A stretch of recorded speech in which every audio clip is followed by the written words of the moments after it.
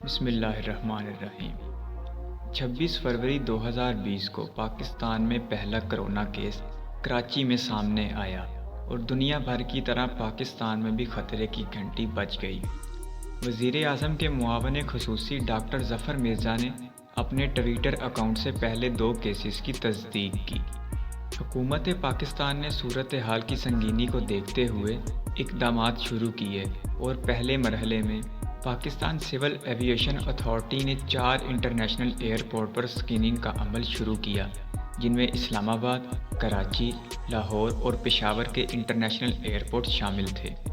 پاکستان کا افغانستان کے ساتھ لگنے والا چمن بارڈر 2 مارچ سے 7 مارچ تک بند کر دیا گیا۔ 16 مارچ سے افغان بارڈر مکمل طور پر بند کر دیا گیا۔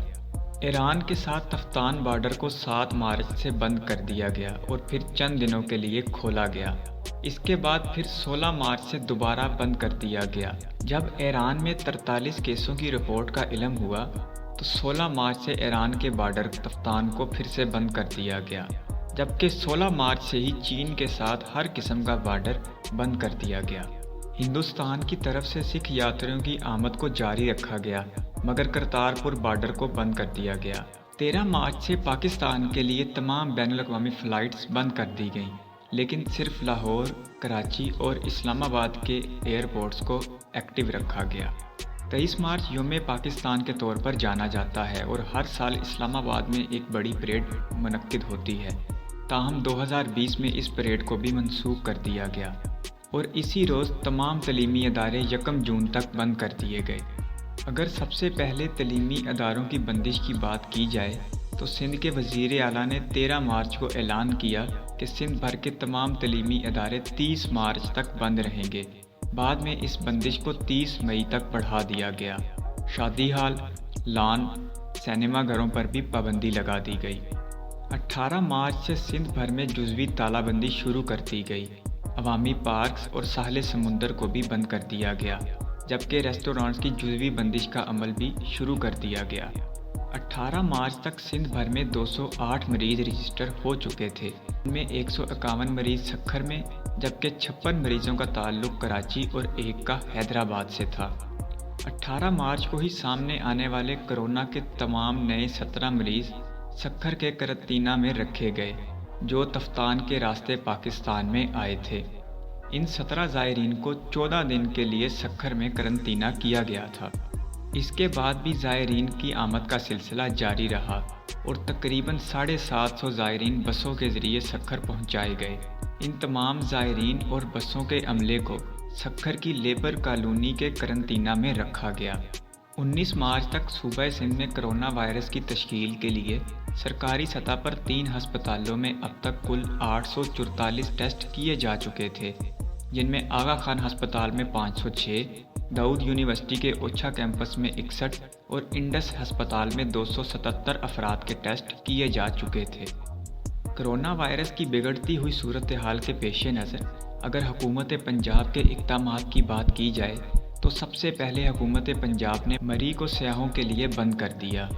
تعلیمی ادارے دوسرے صوبوں کی طرح 31 مارچ تک بند کر دیے گئے۔ ریسٹورانٹ، دکانیں اور بڑے کاروباری مراکز رات 10 بجے تک کھلے رکھنے کی اجازت دی گئی، جبکہ 12 مارچ کو پنجاب بھر میں طبی ایمرجنسی یعنی ہیلتھ ایمرجنسی نافذ کر دی گئی۔ 17 مارچ کو پنجاب میں تفتان سے آئے زائرین میں سے 25 افراد میں کرونا وائرس کی تشخیص ہوئی، جنہیں قرنطینہ کرنے کے لیے پنجاب کے دوسرے بڑے شہر فیصل آباد کی جی سی یونیورسٹی کے جھنگ روڈ کیمپس میں لایا گیا، جس کی وجہ سے شہر میں عجیب خوف و ہراس کی فضا تھی۔ انہی دنوں میں بلوچستان، خیبر پختونخوا، آزاد جموں و کشمیر اور گلگت بلتستان کے بھی تمام تعلیمی ادارے بند کر دیے گئے۔ 22 مارچ کو وزیر اعظم عمران خان نے قوم سے خطاب کیا اور اسپین، اٹلی جیسے کسی بھی لاک ڈاؤن کا امکان مسترد کر دیا، لیکن 23 مارچ کو چیف منسٹر پنجاب عثمان بزدار نے صوبہ بھر میں مکمل لاک ڈاؤن کا اعلان کر دیا اور ہر طرح کے بازار، ٹرانسپورٹ، فیکٹریز وغیرہ کو بند کر دیا۔ ابتدائی طور پر یہ لاک ڈاؤن 14 دنوں کے لیے نافذ کیا گیا تھا، جبکہ سول حکومت کی مدد کے لیے فوج بھی طلب کر لی گئی تھی۔ اس دوران صرف میڈیکل کی سہولت دینے والے اداروں کو کام کرنے کی اجازت تھی۔ پورے ملک میں ٹرینز اور پبلک ٹرانسپورٹ بند تھی اور صرف انتہائی مجبوری کے عالم میں سفر کرنے کی اجازت تھی۔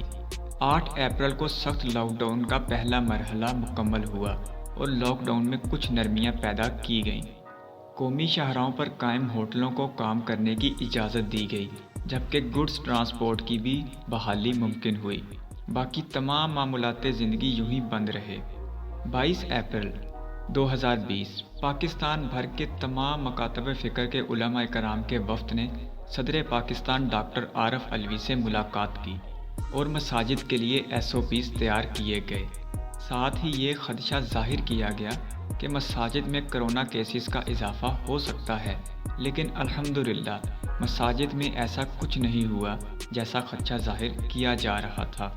ابتدا میں حکومت اس وبا کی پیک کا اندازہ ہی نہیں لگا پا رہی تھی، لیکن جون 2020 میں کرونا وبا پاکستان میں اپنے عروج پر تھی، جب پازیٹیو کیسز کی شرح 23% تک پہنچ گئی تھی، یعنی ہر 100 ٹیسٹ کیے گئے افراد میں سے 23 افراد کرونا کے مریض سامنے آ رہے تھے۔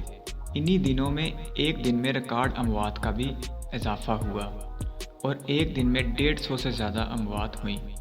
جولائی کے مہینے سے کرونا میں بالترتیب کمی واقع ہونا شروع ہوئی، لیکن ڈاکٹر مسلسل خبردار بھی کرتے رہے کہ یہ کمی عارضی ہے اور کرونا ہمارے بیچ لمبے عرصے تک موجود رہے گا۔ عید الاضحیٰ کے بعد یعنی اگست کے آغاز میں پاکستان بھر میں لاک ڈاؤن مکمل ختم کر دیا گیا اور صرف شادی ہال اور تعلیمی ادارے بند رکھے گئے۔ ہر گزرتے دن کے ساتھ ساتھ کرونا میں کمی واقع ہوتی جا رہی تھی اور پازیٹیو کیسز کی شرح جو جون میں 23% تک پہنچ گئی تھی، اب کم ہو کر صرف 1.5% تک رہ گئی تھی۔ اور کچھ دن ایسے بھی آئے جب ملک بھر میں کرونا سے ایک بھی موت واقع نہیں ہوئی۔ پھر حالات کو دیکھتے ہوئے 15 ستمبر سے تعلیمی ادارے اور شادی ہالوں کو بھی کھول دیا گیا، لیکن پچھلے چند ہفتوں سے پاکستان سمیت دنیا بھر کے تقریباً تمام ممالک میں دوسری لہر آ چکی ہے۔ دنیا بھر سے حاصل اعداد و شمار کے مطابق دوسری لہر پہلی لہر سے زیادہ مشکل ثابت ہو رہی ہے۔ پاکستان میں SOPs کے ساتھ تعلیمی ادارے کام تو کر رہے ہیں، لیکن وقتاً فوقتاً ان کے بند کیے جانے کی بھی آواز سنائی دیتی ہے۔ کرونا کی روک تھام کے لیے بنایا گیا ادارہ NCOC صورتحال پر مکمل نظر رکھے ہوئے ہے اور عوام میں ہر ممکن طریقے سے کرونا کے متعلق آگاہی پھیلائی جا رہی ہے، لیکن حالات بدستور خراب ہو رہے ہیں، جس کے خدشات حکومت ظاہر کر چکی ہے۔ NCOC کے سربراہ وفاقی وزیر منصوبہ بندی اسد عمر ہیں۔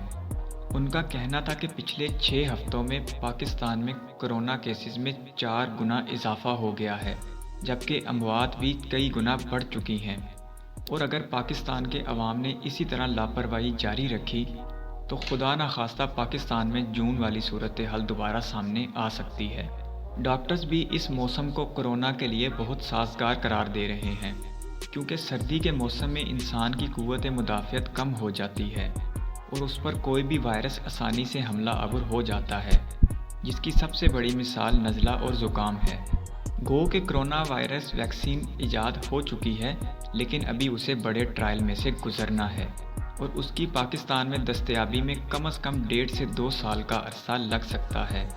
WHO کی وضع کردہ ہدایات کے مطابق کرونا وائرس کا پھیلاؤ 3 چھوٹے چھوٹے کام کر روکا جا سکتا ہے۔